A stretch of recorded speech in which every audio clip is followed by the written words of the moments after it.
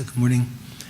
My name is George, but my Buddhist ordained name is Tupten Sultram.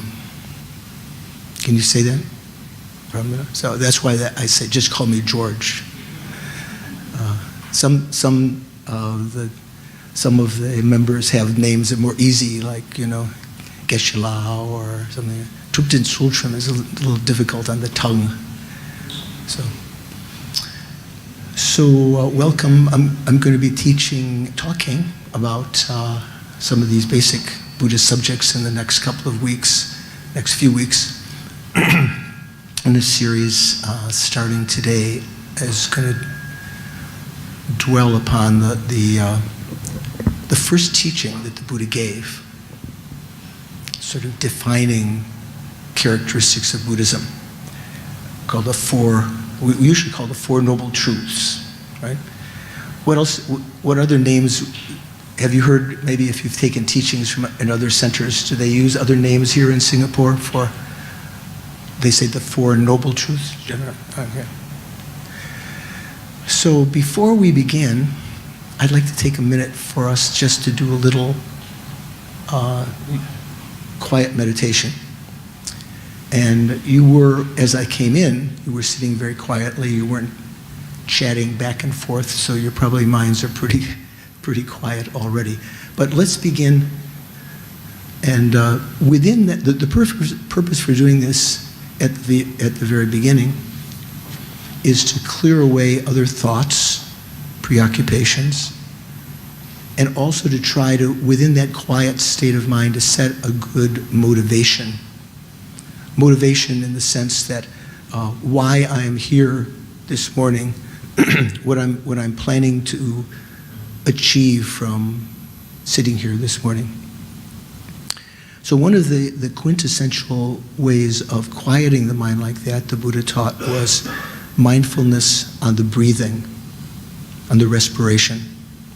Many of the sutras that are accounts of the Buddha's teachings, they would relate that he had gone into the village in the morning to receive alms, for, sometimes people say begging, but that begging is different than going for alms. Alms is something that's honoring the donor, giving them the opportunity to offer to the monks. So he would go in for alms, have some food, eat, and he would sit down, he would wash his feet, he would sit down, and many of the sutras say the same formula. He would place his attention on the breathing in front.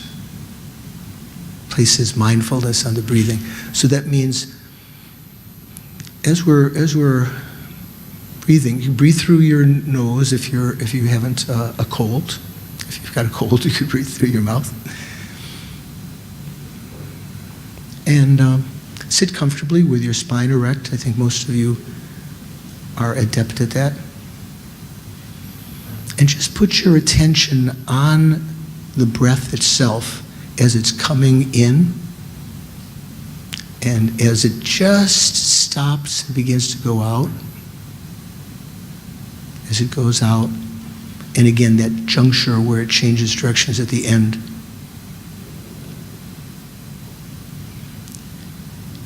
And whatever thoughts arise in your mind, hindering you from watching that breathing only, as though that's your only task, let those other thoughts go.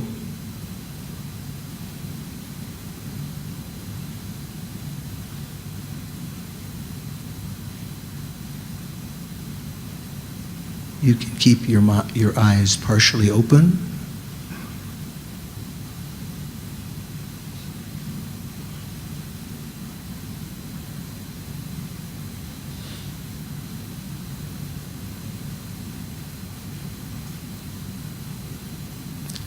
Don't control the breath. Just passively observe it.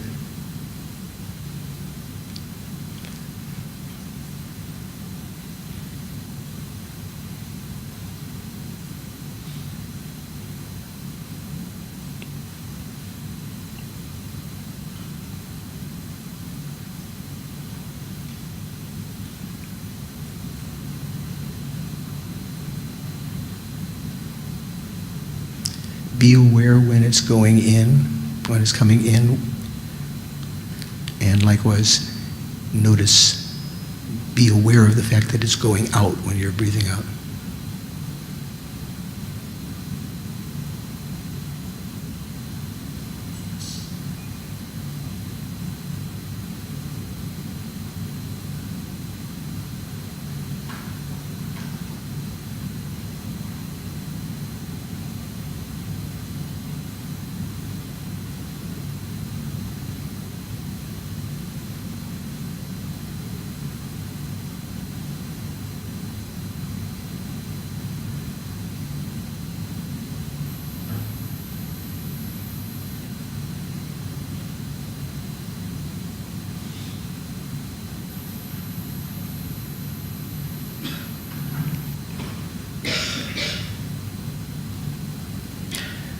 If you still notice some conversation going on in your mind or some thoughts or preoccupations, place your attention more firmly on the breathing and let go of those other thoughts. Try to watch every detail of the breathing.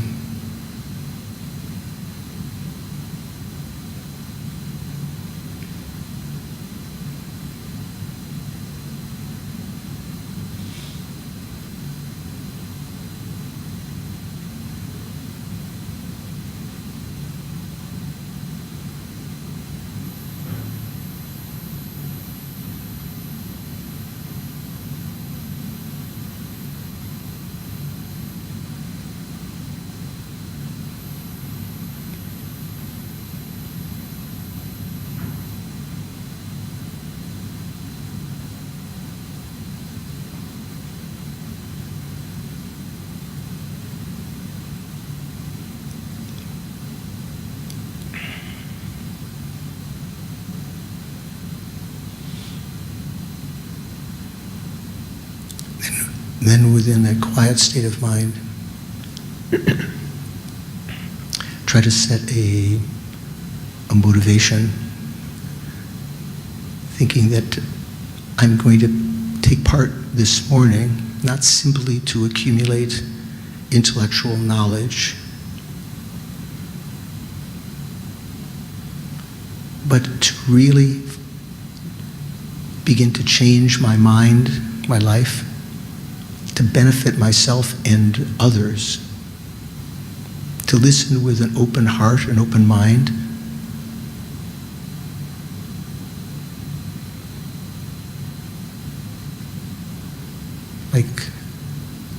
like the lotus in the morning as the leaves open, as you're listening to the teachings. Let it penetrate your heart. And think that I'm doing this as an ultimate healing for myself and for others.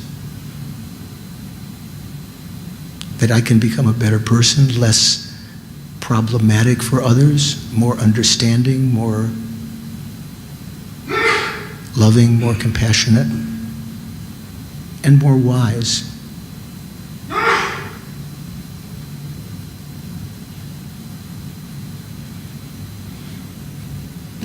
If you already have an understanding or a belief that there is a way out of these problems we all endure, liberation, enlightenment, think I'm going to be listening to the teachings, participating in order to achieve liberation and enlightenment. Not just for some temporal aims, but for myself and all other beings.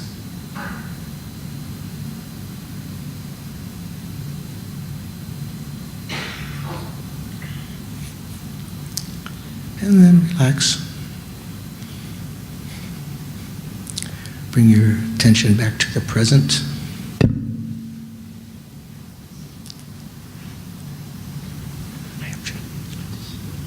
Stop. I could just make it. Sure. Yeah. Would you like it? Yeah. So our director is going to give some introductions now that your mind is calm. Your minds are calm. Good morning, fellow brothers and sisters. Good morning.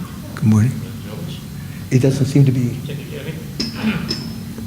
Hello. Why don't you check this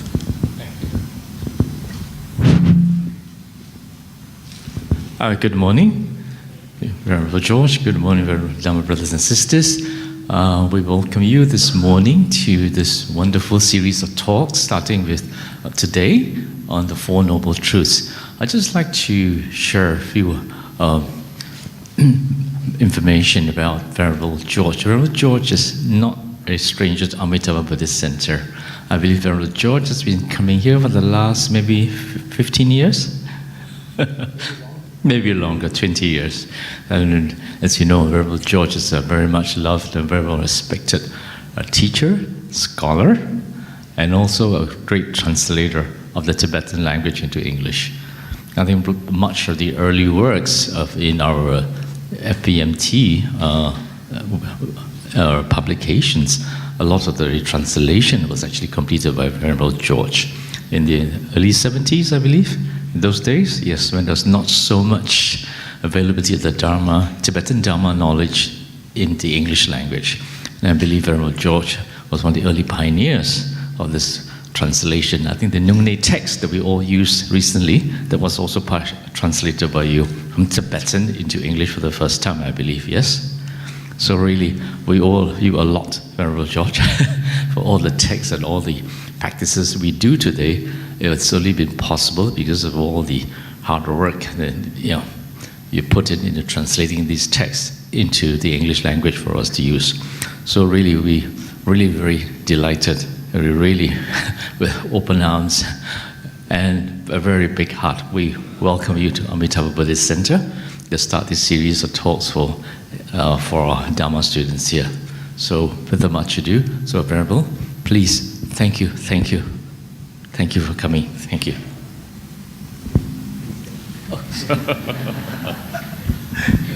Thank you very much, Hubching, Brother Hubching. I think I came to Amitabha Buddhist Center for the first time when, along with Lama Usel, who was the reincarnation of Lama Yeshe, when I was teaching him at the monastery in South India at Sera. And it's got to be 20 years ago, something like that, I think, yeah, something like that. So,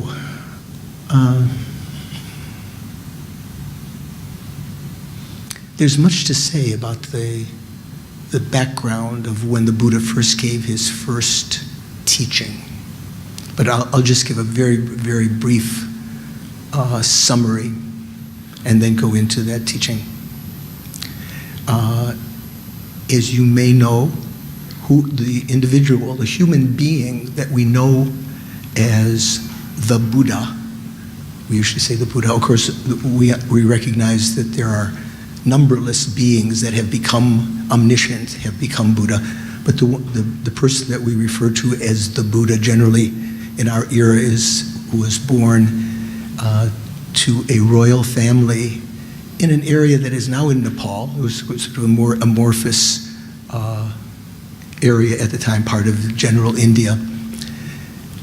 He was born to a royal family with sort of remarkable circumstances, a little bit like the stories we hear about Christ's birth, amazing things that are taking place celestially, that wise men came to make offerings. So there were similar things happening at the time when this child was being born to the king. And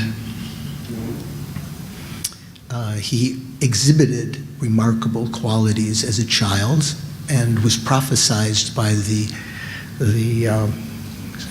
wise men of the time in the court of the king that this young boy was indeed destined to do very great things. He would either become a universal monarch that would help to unify the reign over all of the lands. Maybe at that point that meant mainly over the areas of India. What would they call a Chakravartin king? That gladdened the king very, very much that his son might have that destiny. because the king's kingdom was a little bit smaller than that. The wise man said, though, on the other hand, he might leave all of this behind, all of his royal trappings, and become an enlightened one, a Buddha. That word was known in India. It means someone whose mind, whose bodhi, whose understanding has blossomed totally. That didn't appeal to the king as much as having his son become a Chakravartin. So he'd, a universal king. So he'd set about means to try to keep the young boy, his son, who was named very soon after his birth, Siddhartha. Did you know that? That's the name of the Siddhartha Gautama.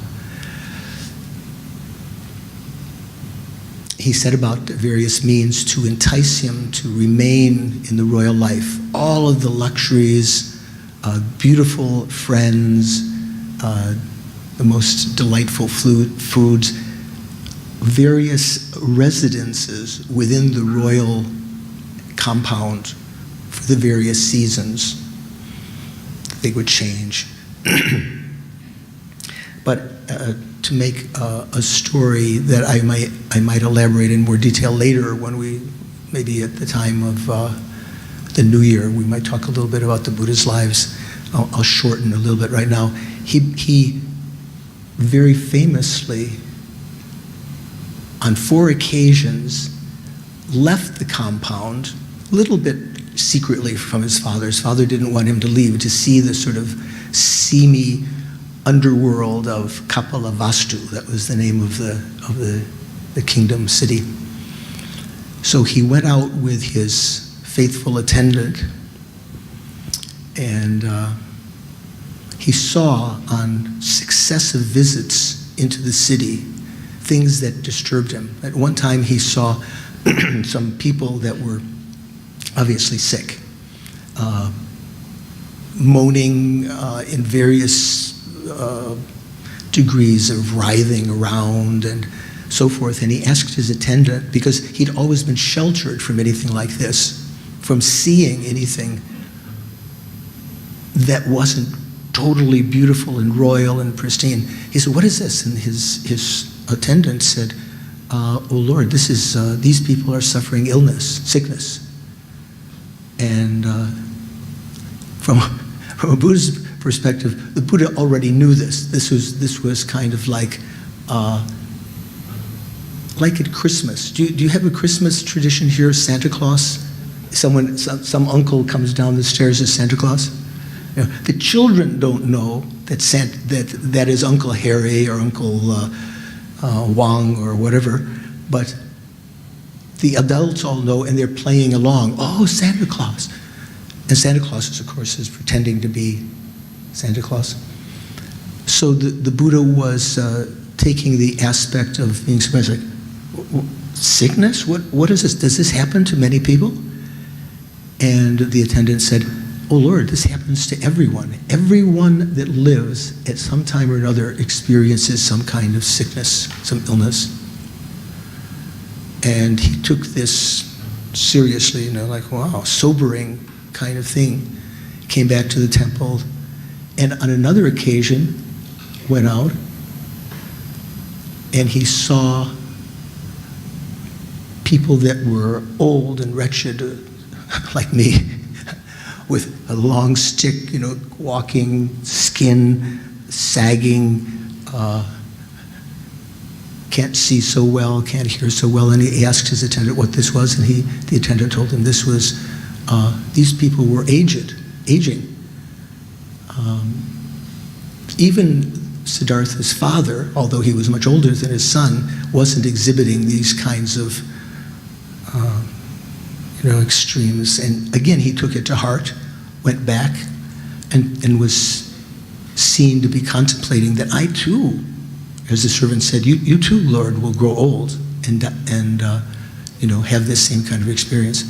Third occasion, he saw someone being taken on what's it called? With these things you carry the dead body on, stretcher, we say today. and he asked what this was, and the attendant told him this was a person who had died. Again, the Buddha said, this has happened often. And when we think about it, have you thought about it today? That you're going to die? Probably not. Maybe some of you who have received teachings about the importance of thinking about impermanence and the inevitability of death may have thought about it today, but it really is this very sobering thought. I'm going to die. I'm definitely going to have to leave all of this behind, all of the, whatever grandiosity I might achieve, achievements or whatever, happiness, I'm going to have to leave it all behind. And so he contemplated on this. And finally, the fourth, coming out of 4 different gates on these different occasions of the compound. Fourth occasion, he saw an individual in robes, not exactly like this, but the robes different than the ordinary people, who was going for alms. And he asked the attendant what this was, and he said, oh, this person is a renunciate. They have renounced the ordinary worldly life to seek the solution to sickness, aging, and death. Is there a way out of this? Do we have to get sick? Do we have to age? Do we have to die? And understanding at that time, as you probably do in the Chinese culture here, that after death there would come another life, reincarnation. In the West, it's not so common that people automatically accept the existence of future lives and that there were past lives.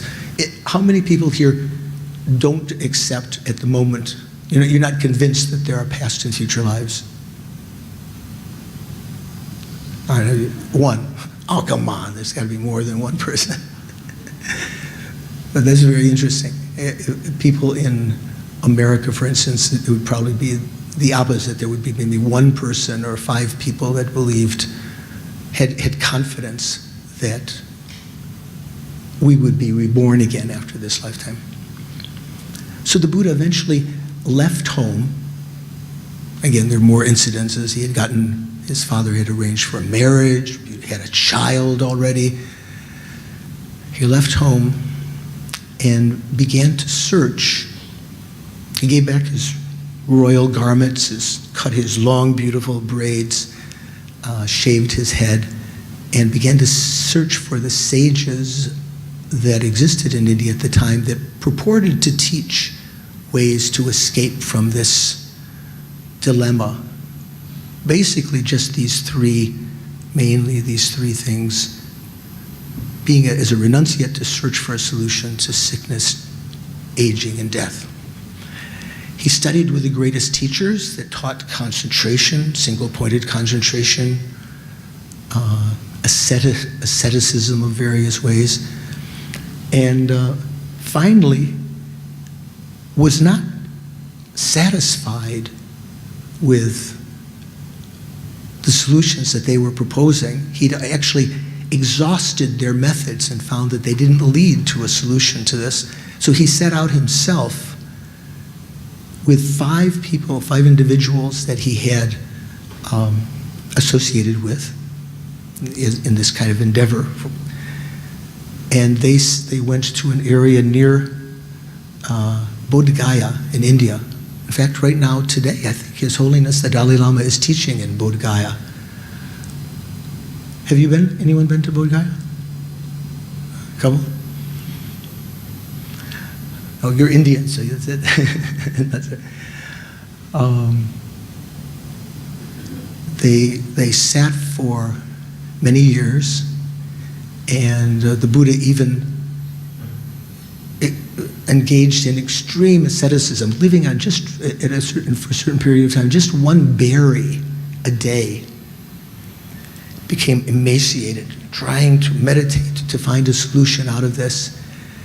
And at a certain point, in bathing himself, trying to bathe himself in the river, he fell and almost drowned and realized that he had been going too extreme.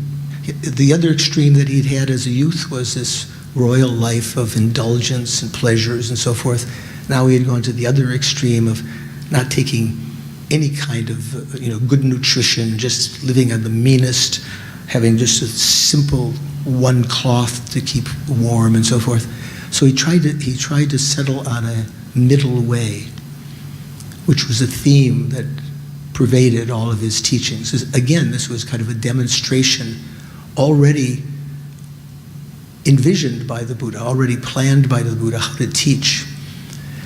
He took some nutrition, some food that was offered to him, and sat down to meditate and achieved what is renowned to be called achieved enlightenment, and recognized the solution, how to escape from this cycle of birth, sickness, aging, death. After death, again, birth is aging, sickness, death. And he spent some days afterwards in Bodh Gaya just contemplating that and thinking, this solution is very difficult to understand. There are very few people who could do it and who could understand, so I might as well just keep so we would say today, at least in American slang, I might as well keep my mouth shut, my clap shut. What would you say here? Keep my mouth shut? But he was encouraged by celestial beings that there were some people whose wisdom eyes were only slightly covered with dust, that there were people in the world that were receptacles to this teaching that he should teach. The five individuals that he had sat with in Bodh Gaya, who had left him when he began to take this middle way approach of not extreme asceticism, he sought them out, walked many miles from Bodh Gaya to Varanasi, and if you know, that's a good trek on foot. And he found them, and as he began to approach, he found them in an area in Sarnath that was sometimes called Deer Park. Sometimes it was called Rishi Patana. Do you know that name, Rishi Patana? Do you know the story why it's called that? Oh, maybe there were. You know what rishis are? You know the Indian word rishi, like Maharishi. You've heard of Maharishi and Mahashyogi, or Maharishi means great teacher, right? Maharishi. Rishi is someone who's very realized, whose words are very powerful, a saint. So there were at an earlier time,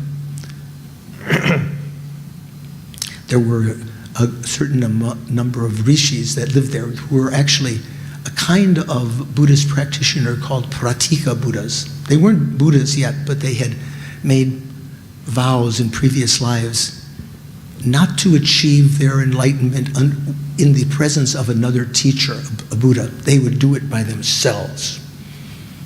You know people like that. I'm going to do it myself. I don't need any kind of guidance. And they were informed by, again, celestial beings that a Buddha was about to be born in the world. And they decided, okay, we're splitting. We're leaving. So they rose with their psychic powers. They rose in the air and meditated on the element of fire. And their bodies combusted spontaneously, burned up. Their minds, of course, continued on. And their ashes fell onto this area, this garden, this Deer Park area. And that's why it was, one of the other names of it was Rishi Patana, where the rishis fell, the ashes of the rishis fell from the sky. So as the Buddha was approaching, the five disciples were there, and they saw him coming, and they said, here is that turncoat Siddhartha. You know, he's taking food, he's getting flesh back on his body. Let's ignore him. No one get up and offer him a seat, nothing. But just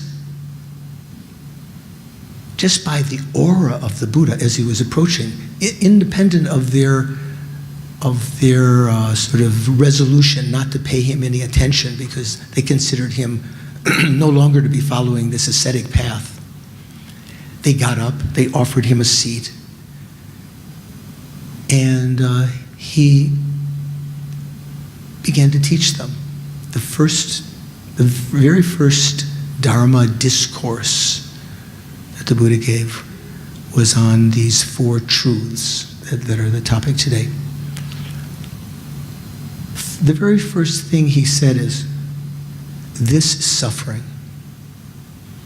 This is dukkha. Do you know that word, dukkha? Is it?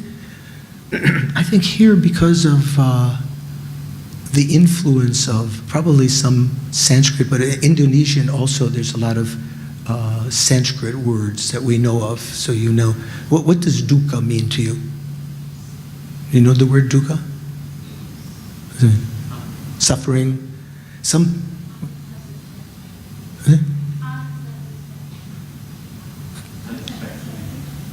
I couldn't hear.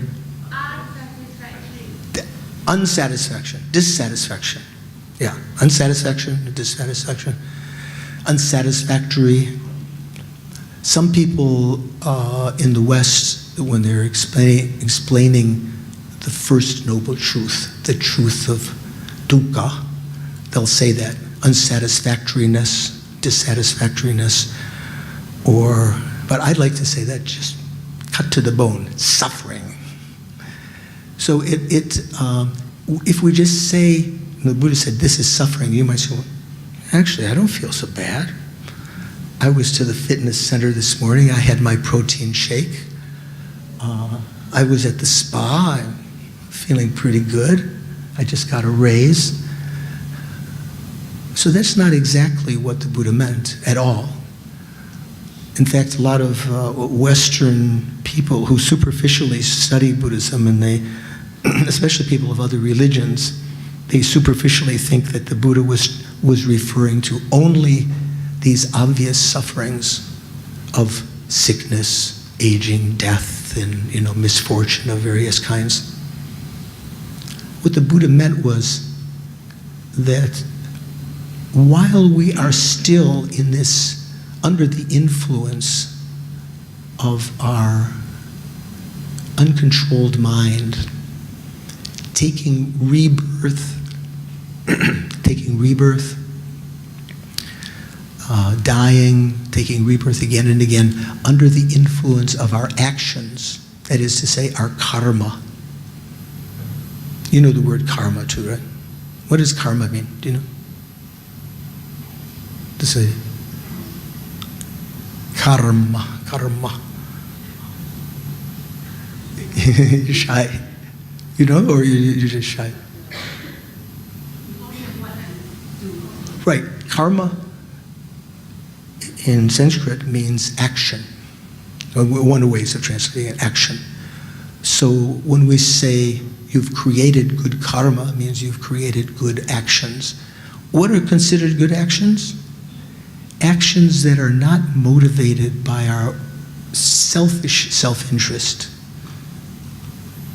attachment, not motivated by attachment for ourselves, wanting to get some pleasure or fame or fool others or to get our loved one or to keep our loved one only for ourselves alone. Hatred is another kind of negative karma. Hatred and anger, when we speak out, or we lose our temper, or we say harsh words and so forth.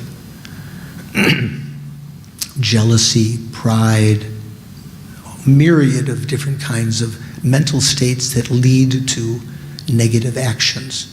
Actions can be eventually exhibited physically. You can strike out, or positively, you can gently calm others or embrace.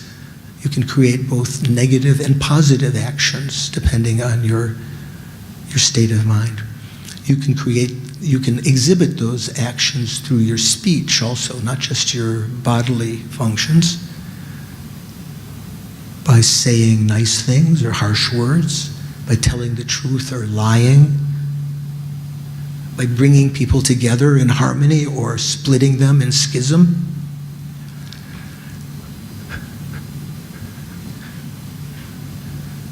So while we're still under the influence of having created actions like this through our uncontrolled mind, we create actions.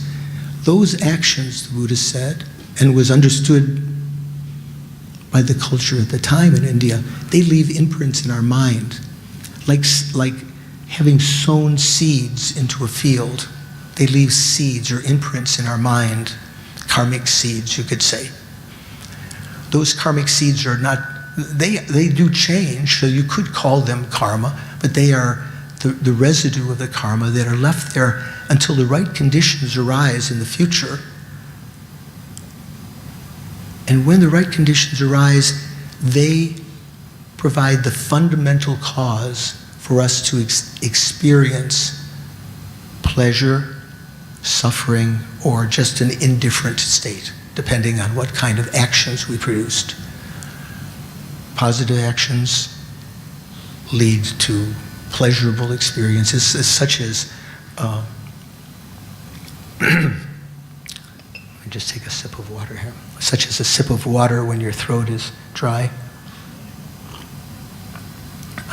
Fortunately, I had some karma left to experience that pleasure. To be born as a human is a fruition, a ripening of virtuous karma that we've created in the past. To be born as an animal or as a ghost of some kind or as a hell being is a residue, is a maturation, a ripening of negative karma that we've created in the past. We can have mixed karma. We can be born as a human, which was basically something that threw us into that existence was a positive action. But we might have a miserable human existence. We probably see, we may know people who have all sorts of problems in their lives, other karmas that are completing that human rebirth. Not just being born as a human, having been born as a human was the result of having done something virtuous in the past, something with a virtuous mind, positive mind. But completing that life may have been other negative karmas that we've created from stealing in the past lives. Maybe now we're destitute or we have our things stolen. If we've harmed others in the past, maybe we ourselves are incarcerated or beaten as a child or molested or many, many different things.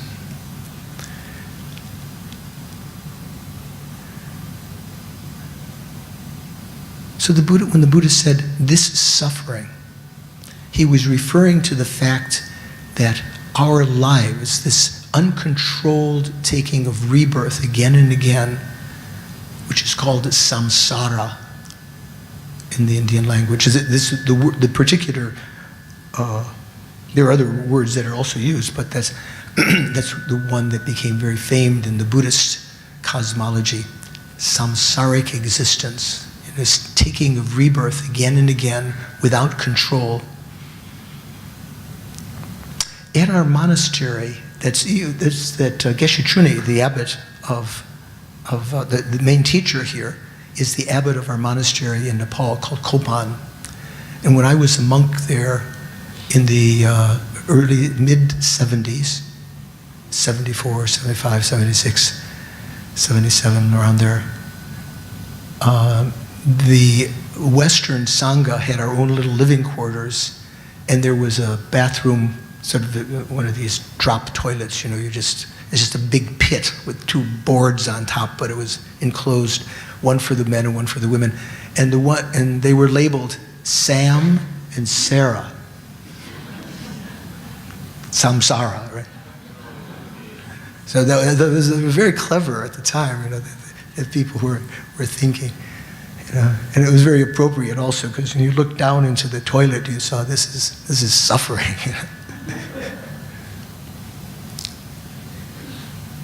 So what did the Buddha mean in particular when he said this is suffering? When explained in detail, the Buddha explained that there are three main levels of suffering.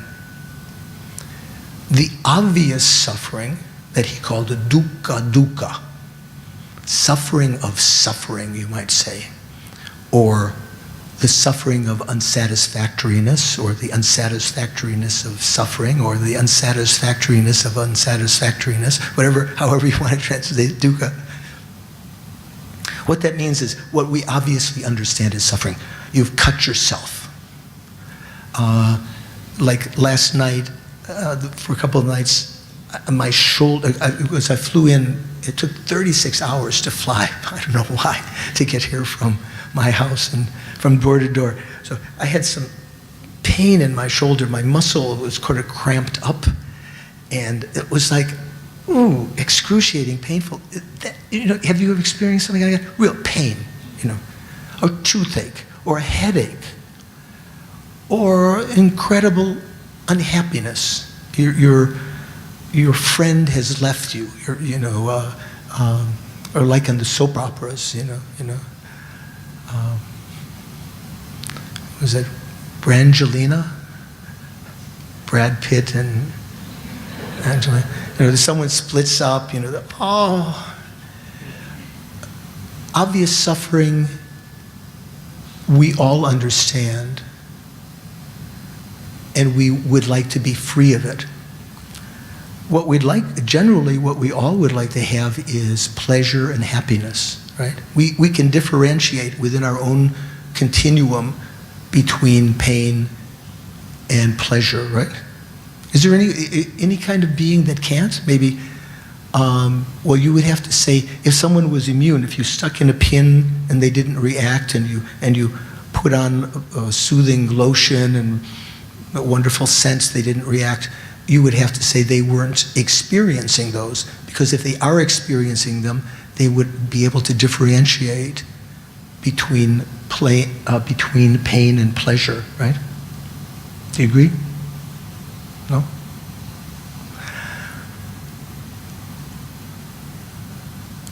So we generally think of pleasure as not being suffering, not dukkha. But when the Buddha said this is suffering, this is dukkha, he was referring to also what we call pleasure.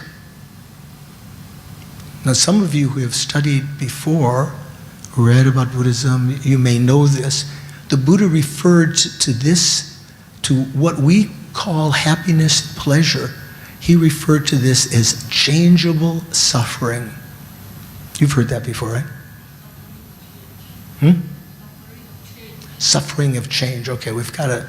I know who to go for resource for old student, good student.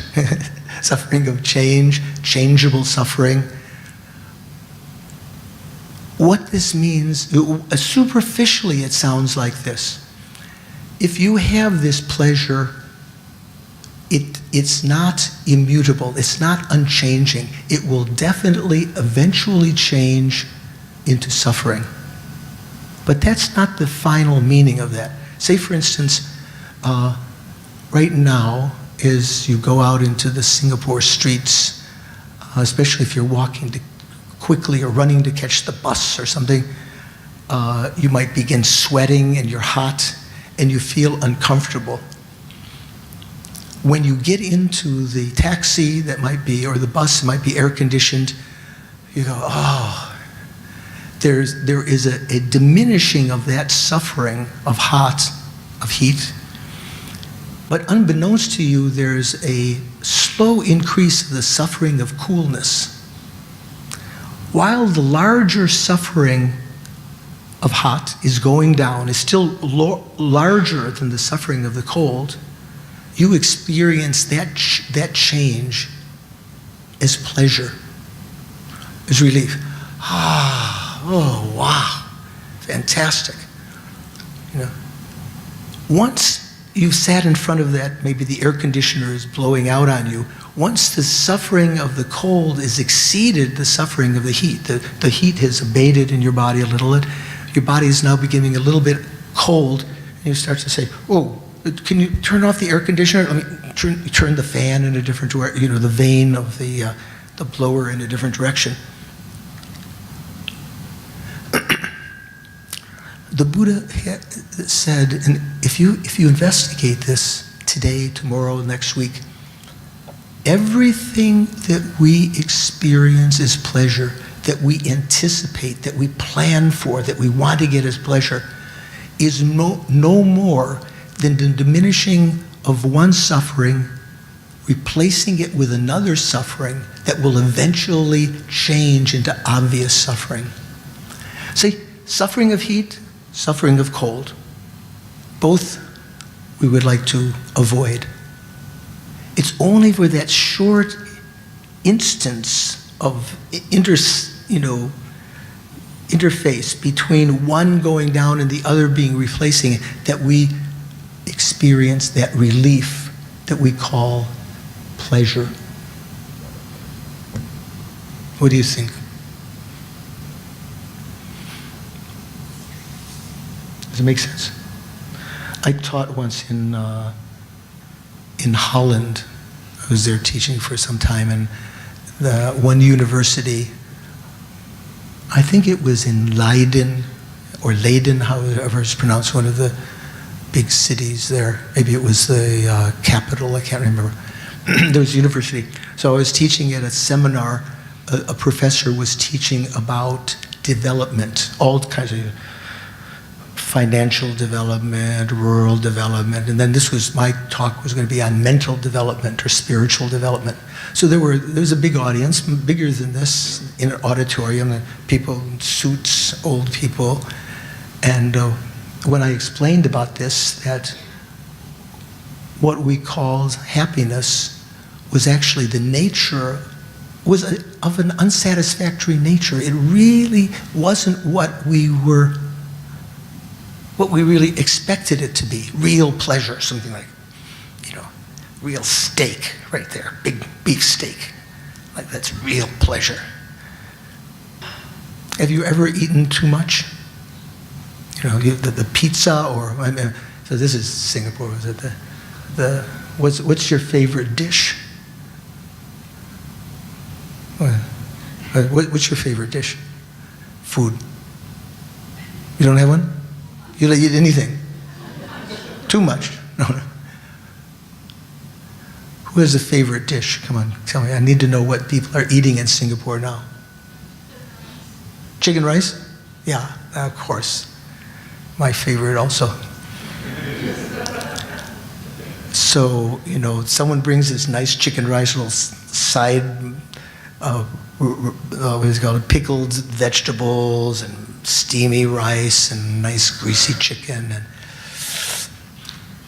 But when you first begin to eat that, you'll experience some pleasure. But if you keep on eating, you may get bloated, and at a certain point feel some discomfort. This is what we call changeable suffering. That all of the pleasures that we have in life, all of the, let's say the fame that we have, or the high status that we achieve, that we might think, that we may have worked for because we thought that this would bring us pleasure. All of the outer things, whether they be physical or just in the terms of status or hearing sweet words of others telling us that they love us or whatever, all of these things that we think bring us pleasure, all they can do is ameliorate, lower one suffering by replacing it with another. Say, for instance, if I were to sit in front of you and say, I love you. Maybe at first, and saying sincerely, let's say, At first, we might feel, oh, that's nice. Even the second, third, fourth time. But if we had to sit there, we're strapped down, and we had to hear this continuously, at a certain point, it no longer brings us pleasure. In fact, it can maybe even get irritating. Did you have a question? Oh, you were scratching your head. Okay. I thought you had a question.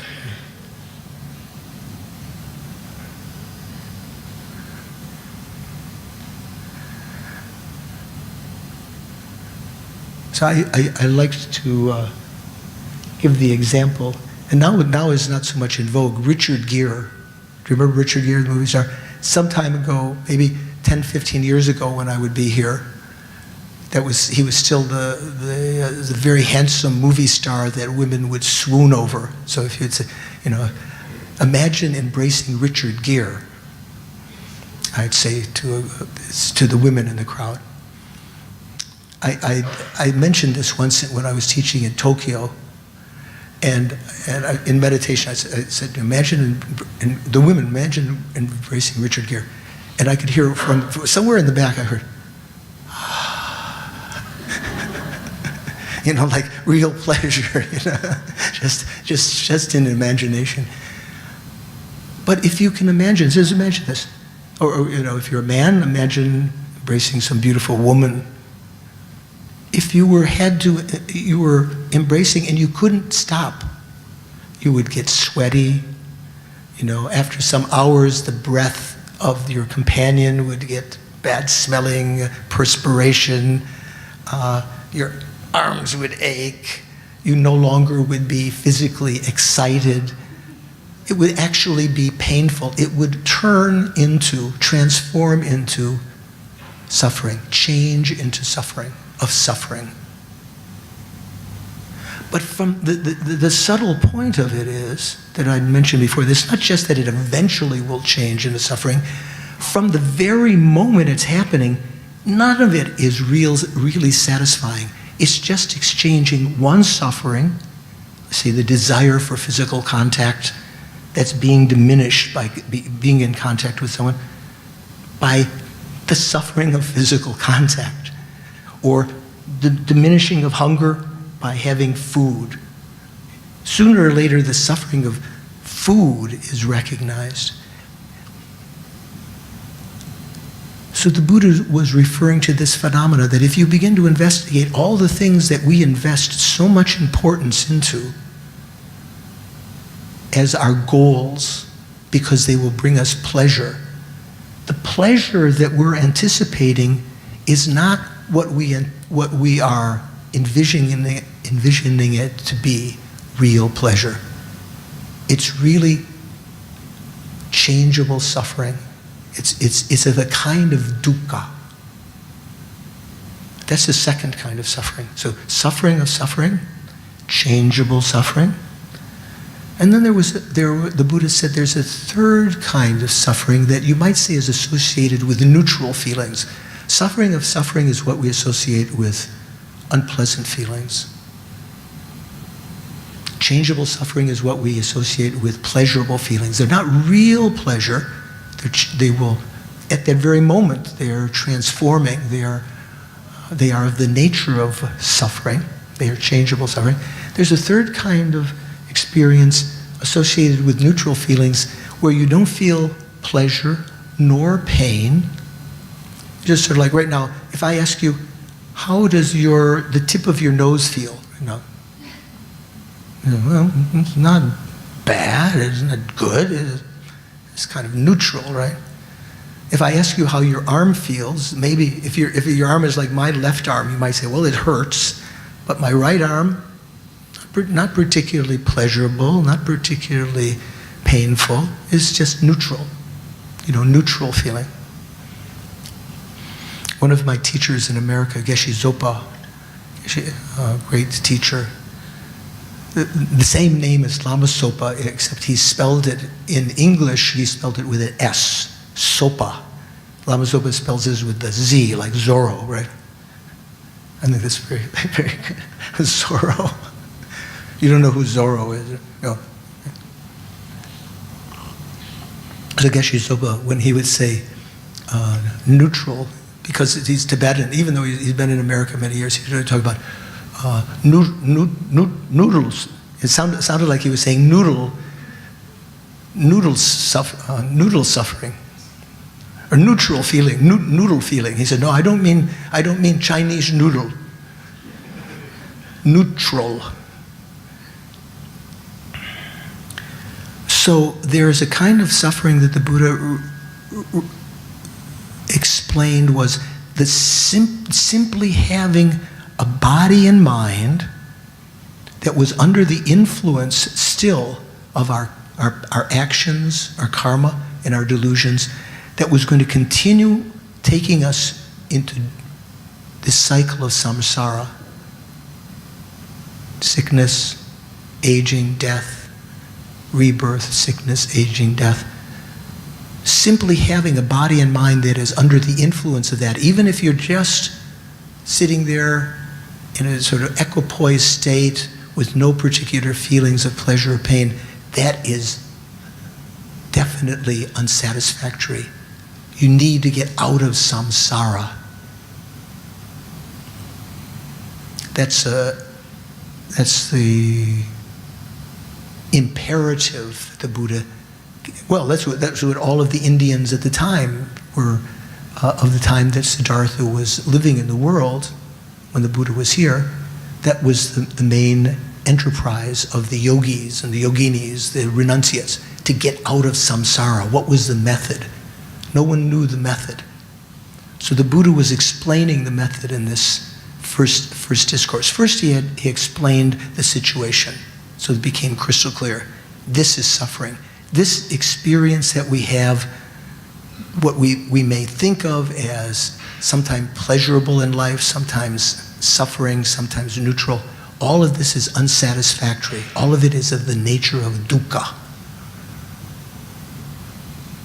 And if you recognize it, we want to get out of that. Is there a solution to that? Well, if you're sick, and I coming over on the plane, I picked up something, the air recycled in the airplanes and everything. I've got some sore throat. So Hub Ching, who introduced earlier, the director of the center, he took me to his physician in Tampines late at night, and the doctor first asked the symptoms, what's happening, and he listened to my heart and everything. So we have to do the same thing. And then he prescribed some medication.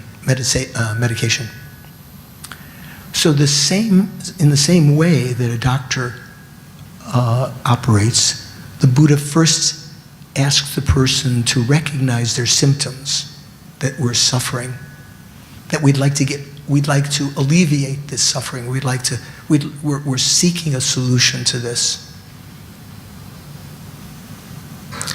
And in order to understand a solution, one has to find out what the causes of that suffering is. That's what the examination is for.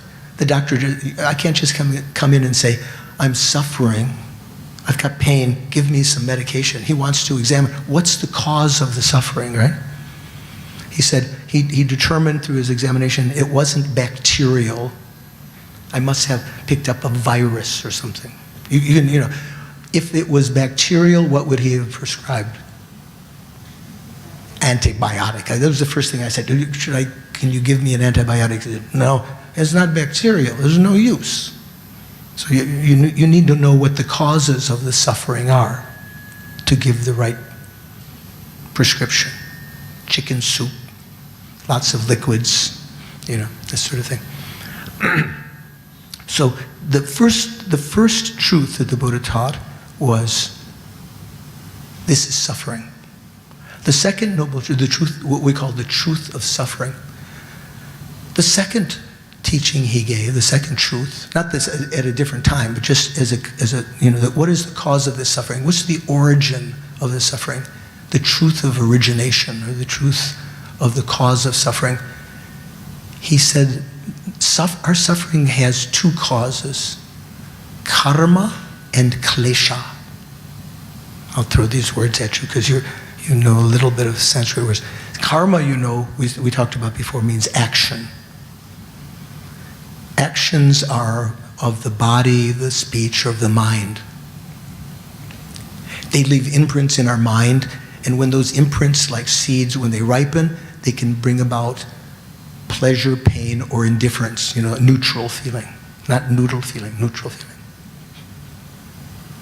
But what causes our karma? What causes us to act in various ways? It's our unsubdued mind, which in one of the many words in India, in Sanskrit that refers to it, that is used in Buddhist philosophy is klesha. We can say delusions. This has been translated many ways. No one's really satisfied with a good translation. You could say unsubdued minds, afflictions. Sometimes people say emotions, but sometimes we associate the word emotion with good things like love. Oh, don't be so emotional, having compassion for that dog. You know, that compassion is not a klesha, is not a negative state of mind. It's not disturbing.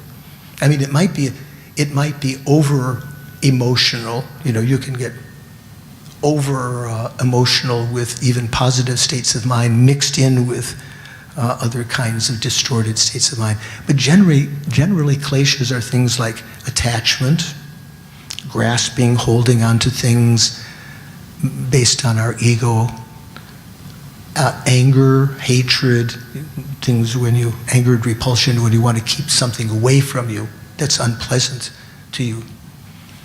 And let's say bewilderment or ignorance, where you are unaware. You just do something, maybe you slaughter animals, not recognizing that there will be some karmic consequence of that.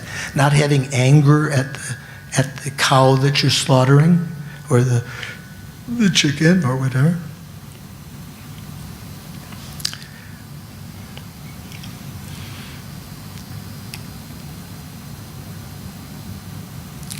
So the Buddha said the cause of all of our suffering was karma and delusion, actions and delusions, or karma and klesha. So this is in fact, this will be the topic of one of the other set of lectures I'll be talking about. If you take a look, if you're interested, if you have not had a chance to study that, I think that's on one of the other series of talks that I'll be giving in the next 2 months here, especially about delving into all of the different kinds of distorted states of mind. We might not consider them distorted. We might consider, oh, my anger is good. That's what protects me. Is there anyone here who feels that their anger is something they don't want to get rid of?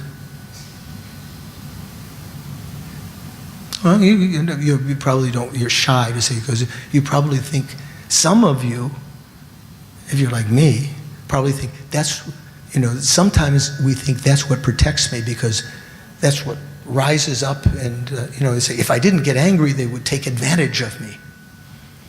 The person on the street, the taxi driver who, you give them $100 Singapore dollar note, and they pretend it was a 10. They give you change for 10. They give you just $5 back rather than 95. And you say, if I didn't get angry, they would take advantage of me.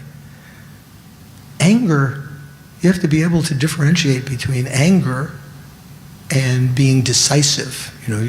You could recognize this and say, no, I gave you a $100 bill without getting angry. Anger is when your mind becomes uncontrolled, disturbed. The calmness of the mind is lost.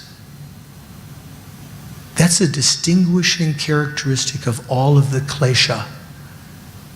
A disturbance of the calmness of the mind, the tranquility of the mind that may have been there a moment before.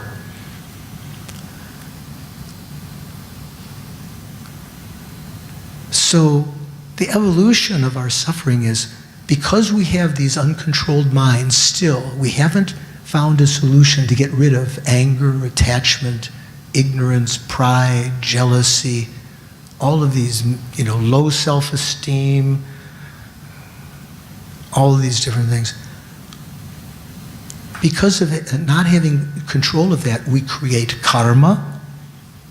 That karma leaves imprints, seeds in our mind stream that then bring about the events of our lives.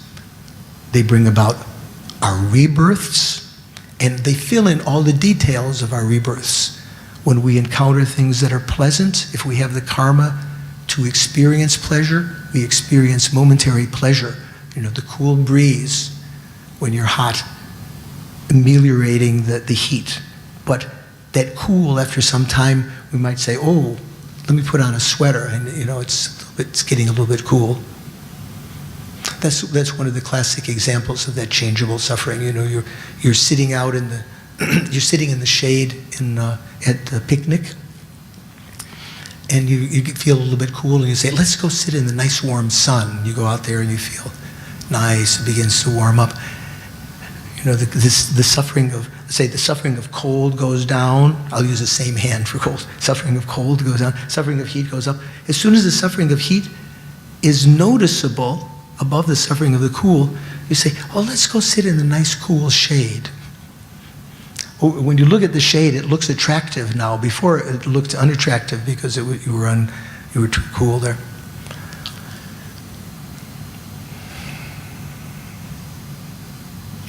So that's the evolution. The uncontrolled mind, the kleshas, create karma that bring about all of our existence, our unsatisfactory existence within samsara, cyclic existence. So those first two truths, why did the Buddha call them truths? There are many kinds of truths. These were what the Buddha called truths for Arya beings, noble beings. Have you heard the word Arya? What does Arya mean? Pardon? Noble, nobleman, or noble. There's some, when you talk about the evolution of Sanskrit and the Indo-European languages, the word Arya sometimes is associated with the race that came up from the Caucasus, that moved into northern India many, many millennia ago, lighter complexion, and as they came down bringing their new traditions, they refer to themselves as the Aryas, the noble, the white color, compared to the Dravidians, the darker complexion people of the south. There's some tradition like that. But Arya at the time of the Buddha generally meant, as you said, someone who was noble. The Buddha said nobility, or someone who is an Arya, is not determined by birth or complexion or occupation. It's dependent on the mind. The real Aryas, the real noble beings, are people who have perceived these four truths that he was explaining. The first of two that we've mentioned, the truth of suffering and the truth of the origin of suffering.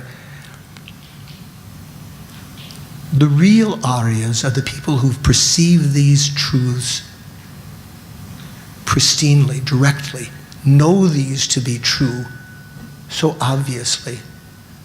Those are the people who are endeavoring to get out of samsara. They have the method to get out of samsara. They've begun to do it. And they are the real people that are qualified to be called noble beings. So that's why when the name is given the Four Noble Truths, sometimes it might lead to misconception as though these truths themselves have some nobility. Really, the etymology of why they're called the Arya truths has to do with the receptivity, the mental state of the person who's perceiving them. These are truths for Arya beings. They're not necessarily truths for us. Right now, if you offer me a nice cup of coffee with cream, I will accept that thinking it's pleasure. I'm not an Arya being. I don't recognize that as suffering, you know. I mean, Arya being will also drink the tea, the coffee, right? But not with the same anticipation that I do that it's real pleasure, only to be disappointed later when it gets a little bit bitter, or, you know, when I've drank too much. So the four truths for Arya beings, also they function, as you study about them, they function to ennoble us. So you could call them ennobling truths, even though we haven't realized them directly. But anyway, they're called the four Arya truths, the four noble truths. So what are the next two? The first two were, let's say, the problem, suffering and the cause of suffering. The second two truths are the solution, that there is an end to suffering. It's possible to cease suffering, to have a cessation of suffering.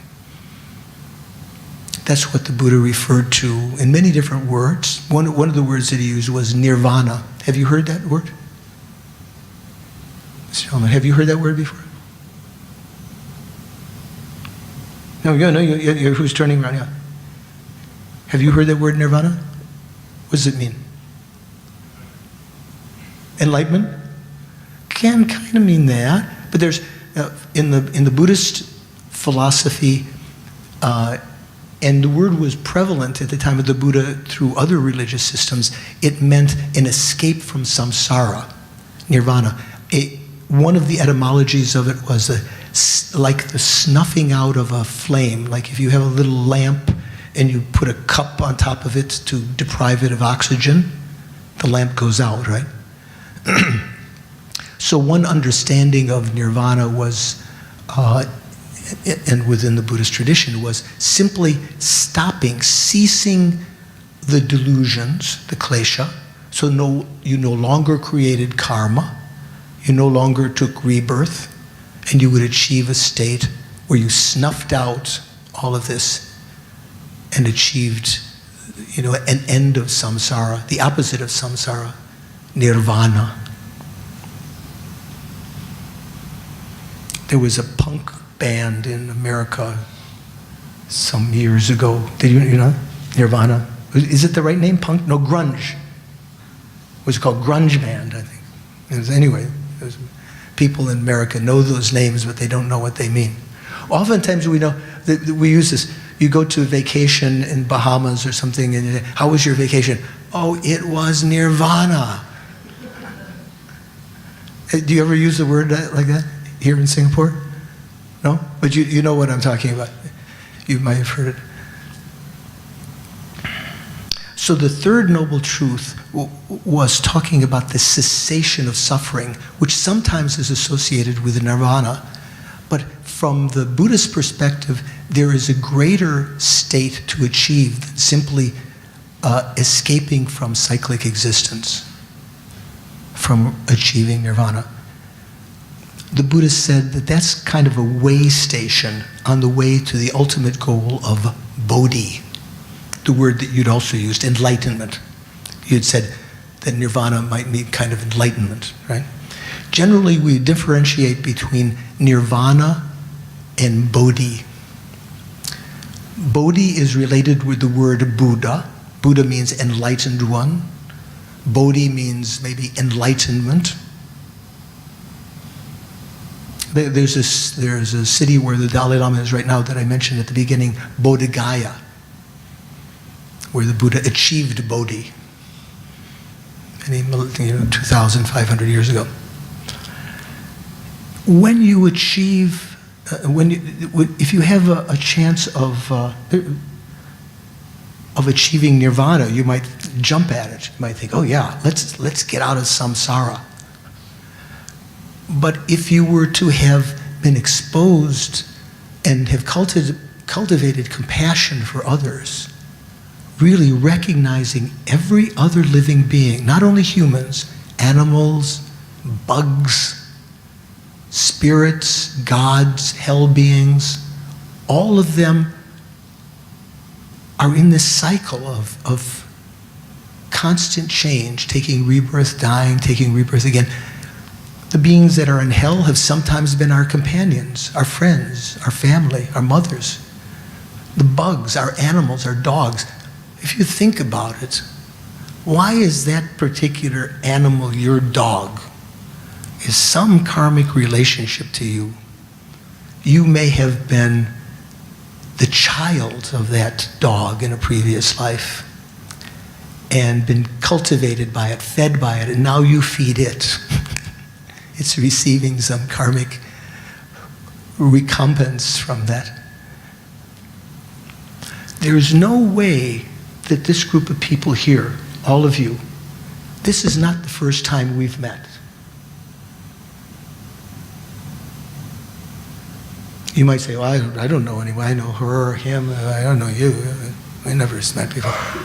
There is no way that we could be here together listening to this virtuous subject with an open mind and an aspiring mind for virtue.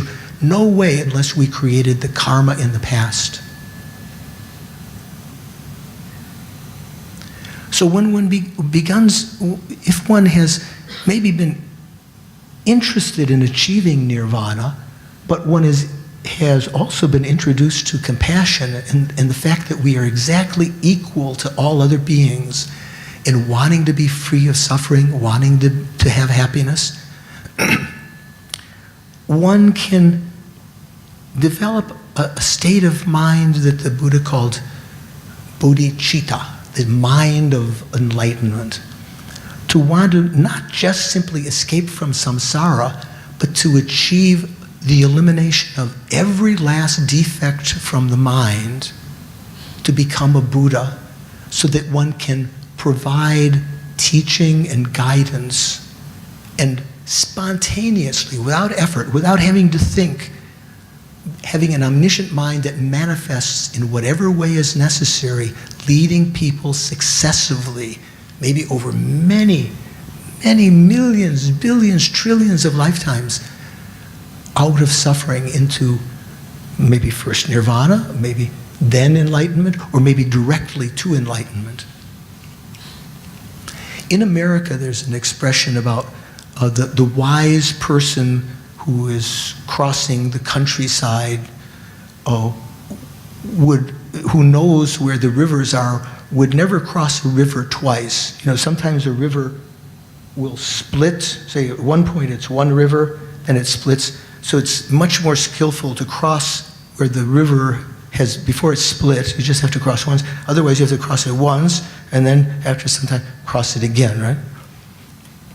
So that example is, Buddha gave something like that for these two goals of nirvana and enlightenment. One way might be to first achieve nirvana, but one would remain in that state, mental state, for a very, very long time, eons, very just blissfully oblivious of the suffering of the world, until one's concentration diminishes, one is instigated by the Buddha to again look at the situation, and one would then take rebirth again, not now out of karma and delusion, but out of prayers, enter into the world, create the causes to achieve enlightenment, like crossing the river the second time to the state of enlightenment. Or from the very beginning, you can follow the path that doesn't aim from the beginning for nirvana, but aims for bodhi immediately, the bodhisattva path. We'll be talking about that in the succeeding days and weeks. So the third truth is sort of, now this is a solution. The doctor says, okay, I can cure your cancer. George, I can cure your cough. You know, just take this medication. So what is the method to achieve that cessation? We've gotten three truths: truth of suffering, truth of cause of suffering. That's the problem. The ultimate solution is cessation. We can end rebirth, uncontrolled rebirth and samsara. Get rid of all of the delusions. What is the cause of that? The Buddha said the true path, the truth of the path. The word path, like road, or what is path in lorong? What does lorong mean? Lane, right? Is there another word that's more like in Singapore that means path? Something smaller than a lorong? What are we, lorong 25A here, right? It finally dawned on me. I've been here so many times before that means lane. Oh, now I understand. So, I don't know. So path. A path is some method, something, maybe a location that gets us to a desired destination, right?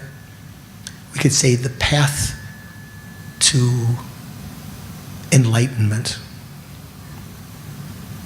There's a Tibetan word for path, lam. There's a very common Chinese name too. Is there a Mr. Lam here by any chance, or Mrs. Lam? Lam. There's a Tibetan word that means path, and so we talk about the lam rim, the stages of the path to enlightenment. So the path here, when the Buddha talked about the path that leads to cessation, he didn't mean a particular location, a particular place, secret book you get, and I have to go to some place in Kashmir and that mountain and step on that stone, and then I'm on the path. It's not that kind of path, right? It's a mental path. A mental path that leads to cessation. What is that mental path? Well, it goes back to the cause of suffering. So we had these two related. We had suffering and the cause of suffering related. We had cessation and the path that leads to cessation are related. But also they're related this way. Suffering can be ceased. First, third truth. The cause of suffering itself has a solution, and that is sort of the antidote of the cause of suffering. The antidote of the fundamental kleshas. What's the antidote?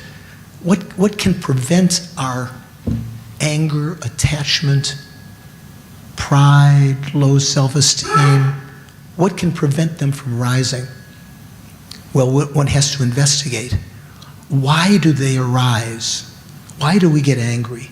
Why do we have attachment? Why do we have pride? Why do we feel, I'm not sure what other word you use now, low self-esteem. What's another word for that nowadays? Do you know what I mean by low self-esteem, where you put yourself down and I'm so bad, I'm nothing. Depression, one kind. What is the cause of all of these? The Buddha's insight was that all of these arise because of the appearance to our mind of our own ego identity, our own self, our own atma. Have you heard that word atma? You've heard atma. What does atma mean? Soul, yeah. It's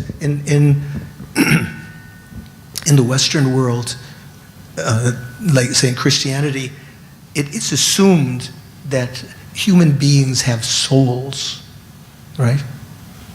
That I think Thomas Aquinas, or one of the great Christian theologians, said there was no reason to doubt the existence of the soul. All you had to do was just watch your own mind.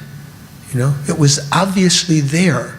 Something that was unchanging, independent of the body and mind, that even when this body disintegrated, your soul might go to heaven, or if you were damned, would go to hell, right?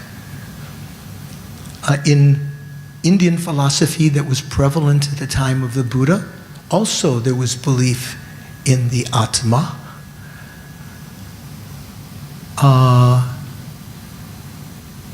But the Buddha's insight was very revolutionary. Only philosophy that had ever exhibited this particular truth of anatma, no self. Selfless, that we are selfless. You might say, oh, wait a second, what are you telling me? I don't exist?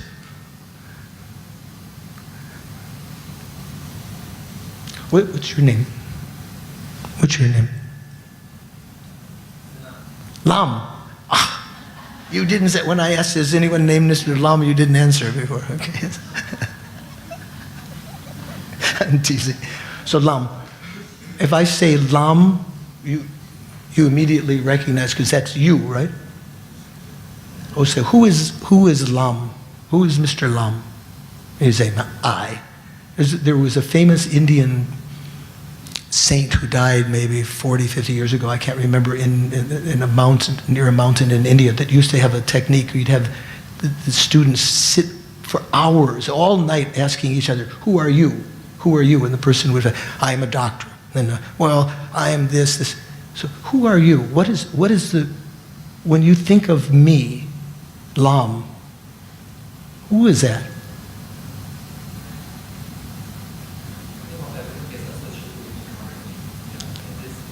At this moment. Yeah. So if you look in your own mind in meditation, and this is what the great yogis and yoginis, this is the enterprise that they would engage in, to recognize how the self is appearing to the mind. It's not obvious at first. We have a superficial, if you ask at first, who are you? You might say, I am a medical technician, I'm a truck driver, I'm a sanitation engineer. That's in America. You can no longer say garbage collector. You have to say sanitation engineer. It's more politically correct. So you don't see these low-sounding jobs. I wouldn't mind being a garbage collector. That'd be a noble profession, cleaning up the messes. You might associate yourself with some profession, or you say, I'm a mother, I'm a father, I'm a brother, I'm a student. But then if you delve further, you say, well, no, me, there's a sense of I within my own mind that if offended, suddenly anger can arise based on that perception of the self, the ego, the soul, the atma. Not only the perception of it, but the belief that it's really true the way that it's appearing to your mind, that there's a real self behind there animating, kind of like the experiencer of what the eyes see, what the ears hear. Example I've given sometime before is, I noticed in the office, they have a big television screen with, I'm not sure how many, maybe 12 different pictures from surveillance cameras. They have that in big office buildings also, right? So there might be in an office building, there might be some gentleman or gentle lady in the basement watching these, like passively. That's kind of like the Atma. That's what we think of as the Atma, who's watching what the eyes are seeing, what the ears are hearing, like this surveillance camera, this surveillance camera, this surveillance camera, this surveillance camera that's tasting tastes, this surveillance camera that's experiencing tactile sensations. And the self is that which knows those things, independent of them. It's kind of, right? That might be one kind of perception of the self, if you think about it. But the self seems to be something that's really there, existing from its own side. The Buddha said that if you investigate, that self that is appearing to be that way does not exist that way. It is empty of existing that way. That is to say, there is no self like that appearance. And you might say, well, how can it appear and not exist? Well, the many examples the Buddha gave. Have you ever been fooled by a reflection? Or maybe, anyone have a parakeet or parrot here? Is that something you have in Singapore? The little bird, parakeet, canary? You don't have? Oh, okay. She doesn't have it, you have it. Okay. Sometimes you put a little mirror in their cage. They'll talk to the mirror, it's as though they think the reflection in the mirror is another bird, right? When I was in India at one time, a lady told me a story where a Western lady who had gone to India, and she was kind of dirty, and she wanted to go to a nice hotel. So she first went to an inexpensive hotel to shower and put on some nice clothes. She put on her nice dress, and then she went to the Hilton or whatever it was in Delhi or something. And as she's walking in, out of the side of her eye, she sees another lady wearing the exact same dress. Now, for guys, that's not so important, right? I don't know. Maybe Singapore meant it different. But for some people, that's, like, well, how did she get the same dress? She looked, and for a second she was fascinated, and she recognized that wasn't another lady. That was her reflection in one of these big glass doors. In the big hotels, they have these huge glass doors. Very clear reflection. She had assumed that reflection was another person. Why did she assume that? Because it appeared that way. And there is in our experience, generally, when we're not looking into a mirror, when we see something that appears in some way, it's not just an assumption, we believe that is true. So the Buddha gave the example, many other examples also, gave the example of a reflection to give you an idea how something can appear to be some way, but not exist in the way that it appears. So he said that this self that is appearing there, although it appears, it doesn't exist in that way that is somehow really there, findable, if you search for it. If you search, so another example, mirage. Do you know what a mirage is? Is there a slang word in Singapore for mirage, or a Singaporean Chinese word for mirage? You know what a mirage is? What is a mirage? An image? Like what? Do you ever see mirage in Singapore? When it's very hot? The thing I'm thinking of is when I'm driving on the highway, sometime when the asphalt is very hot and the light reflects and it looks like there's water, and you might put on the brakes, but there was no water there. Is that what you're thinking? Something like that. Or in the desert, you're delirious looking for water, and you see the same kind of thing, the distortion of the light that because of the temperature difference between the ground and the air above it, the light refracts into your eyes, and it looks like a reflection, so you think there's water there. If you, although it might look like there's a body of water there, as you get closer, there's nothing there. If I said that that mirage was empty of water, linguistically, would that make sense to you? There was no water there, right? Although it appeared to be water, it was empty of water. So in the same way, the Buddha said this ego, this Atma, if you search for it, if you get closer, you'll find that there's nothing there. It's an illusion, like a mirage. Does that make sense? I'll mention one other simile like this. The Buddha said that, oh yes, yes.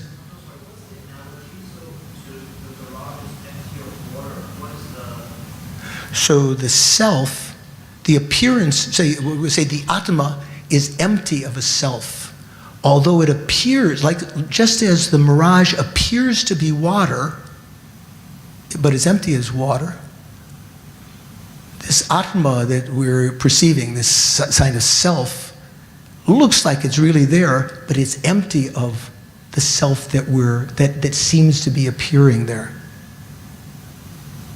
Does that make sense? Okay. So third example, final one. There's many more others. Echo. You know what an echo is? And when you say you're out somewhere in a valley and you say, George, you're stupid. I say that. And then that sound goes off and reflects off some stone cliff, comes back. A couple of seconds later, I hear, George, you're stupid. Who said it? I can call myself stupid. No one else should call me stupid. You know what an echo is, right? Reflection.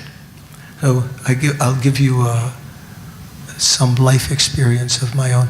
When I was at my monastery in Wisconsin, in America, where I was living for some years, late at night I would be out finishing up my prayers, saying my mantra, walking down the road.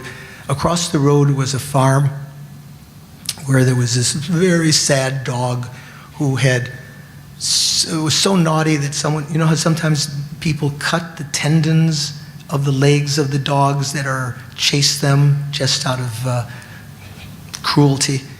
Either that or the dog had been hit by a car that it had been chasing, so it could only drag its legs behind. Do you know what I'm talking about?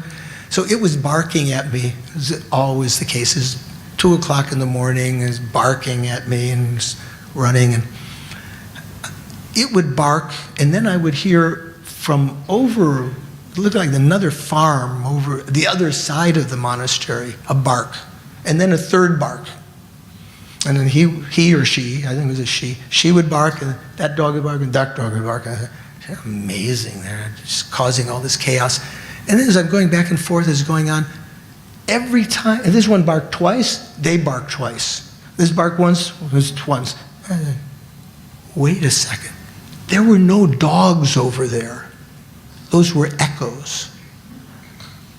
And it just struck me. It was that kind, that's why the Buddha gave these similes. This self that appears, and I believe so much, not only was it appearing that there was a dog over there by the sign of its mark, the mark of its bark, sign of its bark, but I believed that. It appeared and I believed. The same way, this self appears and I believe that, but it is just like the echo. It's possible for something to appear and be believed, but to be empty of what we believe it to be. Like a mirage, like a reflection, like an echo, many other examples. So the solution to the klesha is the path that leads to cessation. And the path that leads to cessation is the meditation on selflessness, the lack, the emptiness of the self of the person, and even the emptiness of outer phenomena that seem to be really there. You know, this, you might say, this is, George, this is different than the self. Maybe I can go out on a limb and say, maybe the self doesn't exist, even though it appears, but come on, this cup, this nice Chinese ceramic cup, how can you deny it? It is really there, right? It breaks or it doesn't break. It holds my water, which I need right now. Changeable suffering.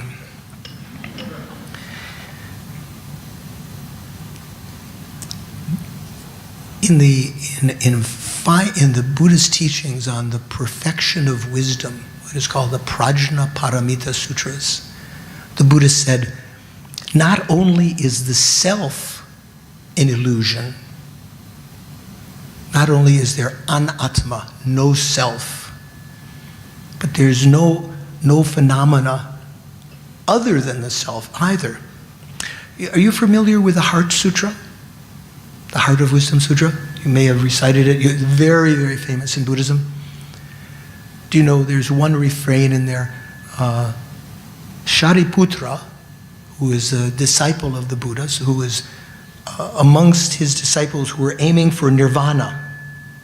He wanted to achieve nirvana. He was what was called a shravaka, a listener, a hearer. And he was in discourse with Avalokiteshvara. This is the statue behind me is of one emanation of Avalokiteshvara, fully enlightened Buddha. But one of the Buddha's disciples was a bodhisattva called Avalokiteshvara. He was aiming for Bodhi. So Shariputra, who was the best of the Buddha's disciples on wisdom, on the Hinayana path, the lesser path, he asked Avalokiteshvara, how did the bodhisattvas meditate on the perfection of wisdom, which is let's say, the path that leads to the cessation of suffering? And Avalokiteshvara said, the bodhisattvas meditate on the emptiness of the aggregates also. This famous phrase. What does that mean? The skandhas also. Makes no sense, right? What is he talking about? When you talk about the person, as I talk about Mr. Lam over here, we've got him. Okay? So Mr. Lam, if you ask what Mr. Lam is somehow associated with his form aggregate, his form, his body. He's recognizable by that, right? If you see even part of it, even through the doorway, you just see his head, you know, that's Mr. Lam, or if you see that purple shirt with a logo on it, even you don't see the rest of it, you might say, oh, there's Lam over there. That's one part. There are 5 aggregates to the person. The form aggregate, feelings that he experiences, his ability to discriminate,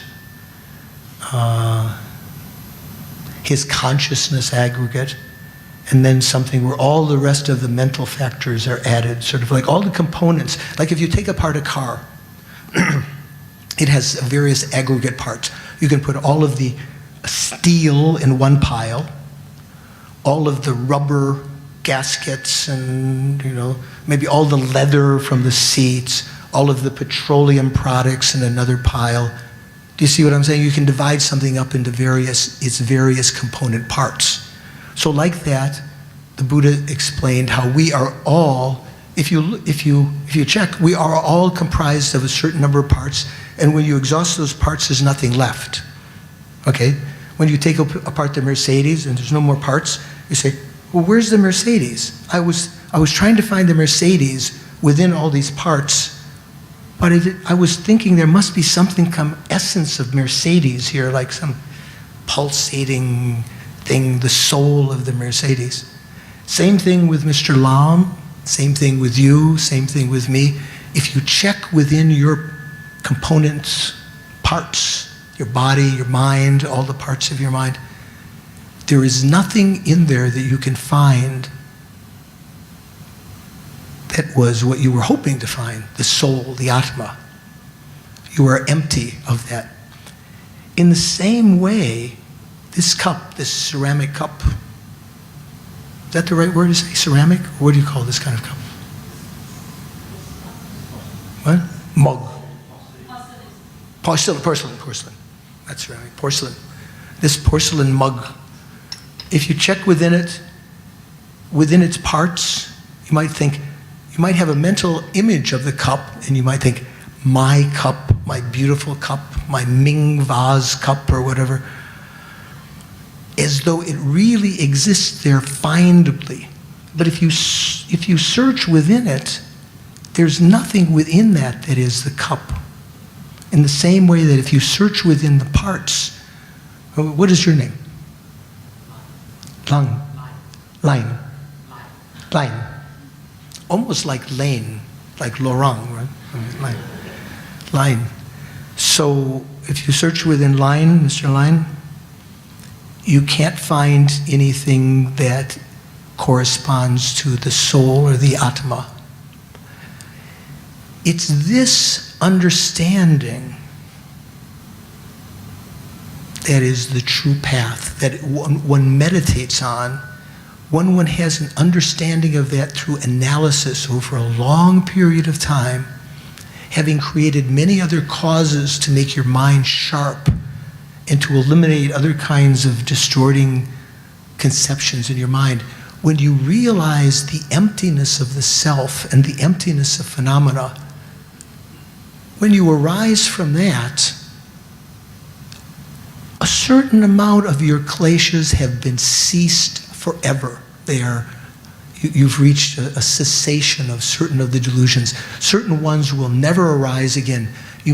And other ones are lessened, and by meditating on selflessness and emptiness again and again, you can reach the state of nirvana or enlightenment. So this is kind of a very special teaching that the Buddha gave that is not found in other religions. The selflessness of the person. It doesn't mean that there's no Mr. Lamb, there's no Mr. Line, there's no Miss Chu or whatever your name happens to be. What is your name, ma'am? Ang? A-N-N. And there's no Miss N or Ann. You may say, well, my daughter knows me as Ann, my husband. There is an Ann that is simply, if you just say simply designated to these parts, not findable within your parts, just named Ann, conventionally existent, nominally existent, designationally existent, that exists. That's what's called conventional truth. But the ultimate truth is that there's no Ann findable within the parts.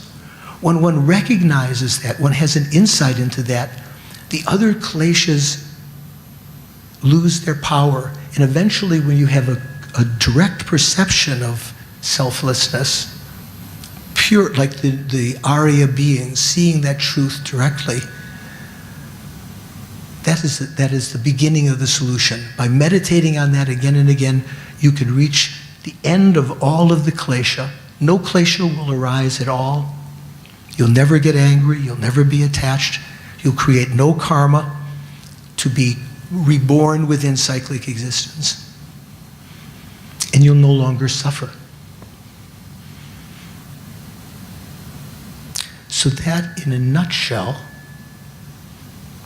or maybe bigger than a nutshell, as a cantaloupe or a watermelon, that's an introduction to the 4 Arya truths. Okay? Does it make some sense? If I were to give you an examination now, would you be able to say what the 4 truths are? All right, okay, what's that? What you said, yes? What's your name? Lee. So what are the 4 truths? Truth of suffering, dukkha. Oh, we have the right order. The second one, what's the cause of suffering? And cessation, truth of cessation. To cessation, the truth of the path, right? You can say, and the implication is the path that leads to cessation, but the words to cessation aren't there, just like truth of suffering, the truth of the origination of suffering or the cause, truth of cessation, truth of the path. And they're called noble truths because for people who have seen the self, who've realized the self doesn't really exist there, who have seen truth directly, these 4 truths are unambiguous. They are actually true for them. for ordinary beings like ourselves, or at least for me, they're not yet truths. They're just hypothetical truths.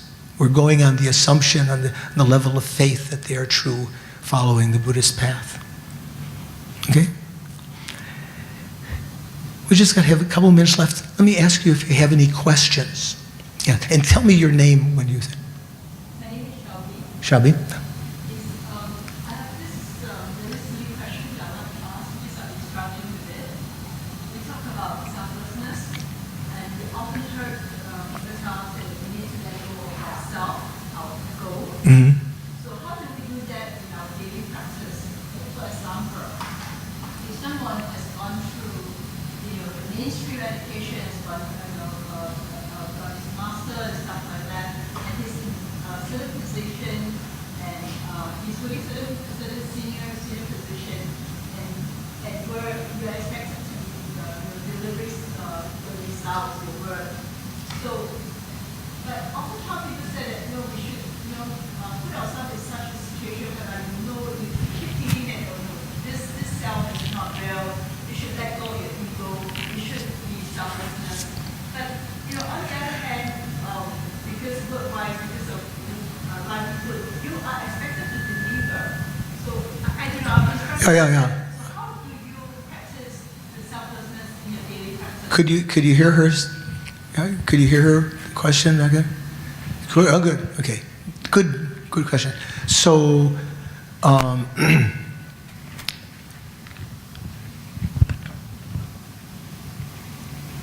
the subject of selflessness, of emptiness, is difficult to comprehend. The Buddha did not teach it from the very beginning to everyone. He taught more elementary practices to be able to sharpen the mind, because one might fall into just having a superficial explanation, as I've given right now. I've given just superficial explanation. One might fall into the idea that, okay, there's no self, then what am I? But you remember, there is a Shabi. Did I say right? Shabi? There is a Miss Shabi. Not the one that your mind, that is appearing to your mind, that seems to be somewhere within your body and mind, or sometimes associated with your body. If someone says, "Oh, Shabi, you're looking great," you kind of associate with the body. If someone says, "Shabi, you're so kind," you kind of associate with your mind, the kindness. Or if they say, you're naughty, you might associate it. But if they just say, "Shabi, you're a liar," or "Shabi, you're a thief," it's not associating with the body or the mind. It's like, really, there's something who's really Shabi back there, somewhere, who is being attacked. It's that Shabi that does not exist. Shabi still exists as a recognizable, conventional phenomena, nominal phenomena, that's simply labeled to your parts. It sounds very impersonal. Your parts, your aggregates, your body, your mind, your consciousness, your feelings. We can label that collection of parts the same way that we labeled the Mercedes-Benz to a certain collection of parts arranged in a certain way. We call that Mercedes, right? If they're all separated into different piles, we wouldn't call that a Mercedes. If after you have died, and if in Tibet, as they did the mountain burial, have you heard of that, where they would dismember the body? All the parts are there. You would not be recognized as Shabi, right? But right now, with the parts arranged in the right way, still animate, still alive, we can label that Shabi. But if you look within the parts, you can't find what we think. When we look at Shabi, we think there's someone really back there, a real self. That distinction between simply being labeled or designated, named Shabi, and on the other side, the antithesis of that is the really existing Atma of Shabi back there, that distinction is very hard to make, and that's what your question is getting to. So don't worry about that now. It's not as though we can recognize emptiness right now and act the way that a bodhisattva does. A bodhisattva might be here, and if you said something to them offending, you're stupid, or your talk was totally useless. I hope no one feels that way. Anyway, their mind would not, because their mind would not react in any negative way, not with unhappiness, not with anger, not the way that we do, because we still have the appearance of the self back there, and we believe it to exist. That individual who's realized selflessness has recognized that something is appearing like a mirage, like an illusion, like a reflection, like an echo. It doesn't exist there at all. So it's as though the angry words go right through them. They are still able to deliver their report. If they were to be a bodhisattva insurance executive or whatever the job you said, whatever job, they can still function in the world, but they function in an optimal way. Okay?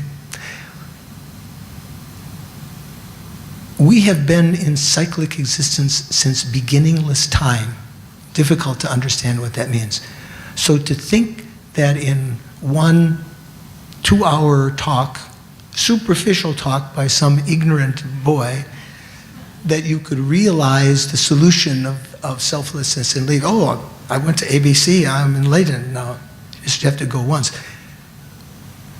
We're beginning on a journey, some of us, to enlightenment, and it may take a very, very long time, but to see the end result, to anticipate that, and to find along the way things get better and better.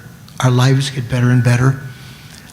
Less problem, more ability to empathize with others, to develop our heart, and on the other hand, to work for our own wisdom, to alleviate our own suffering. So that's what we should emphasize right now, that we're a beginner, and to try to implement the teachings as much as we can. It's just 12, and I don't want to go over. Let's just spend a minute in meditation to dedicate. At the beginning, we had tried to motivate to listen to this talk with a good intention. Now, again, calm your mind. Relax your body. Relax your mind. And put your attention back on your respiration.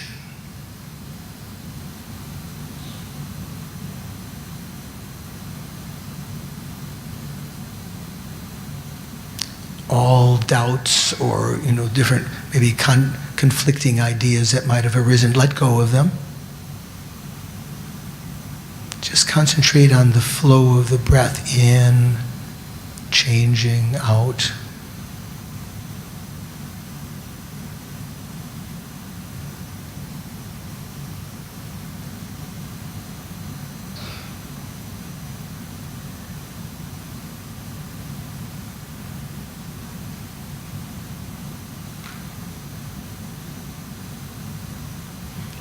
And then think,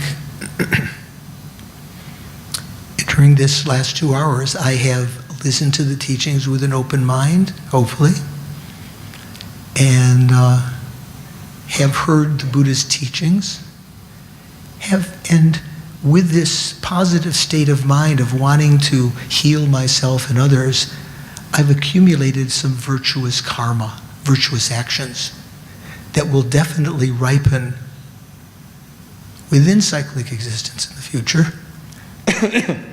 Let me make a firm sort of determination, a wish, prayer, that these karmic seeds not ripen in some superficial happiness that's gone, in changeable suffering in the future, just in some relief. But may all of these virtues I've created become the cause of my continued spiritual development.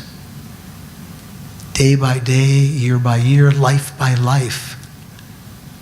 As a result of these virtues that I've created today, may I begin to tread the path that leads to enlightenment, finding real inner peaceful happiness for myself and the ability to bring happiness and benefit to all sentient beings.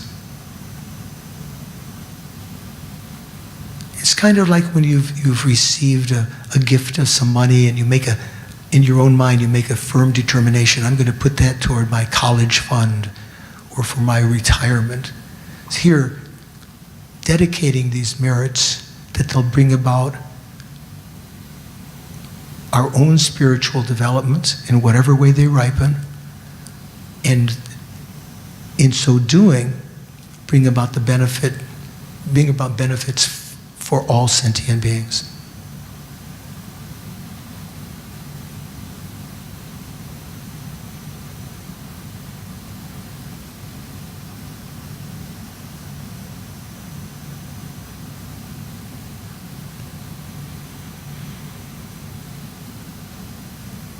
Thank you very much.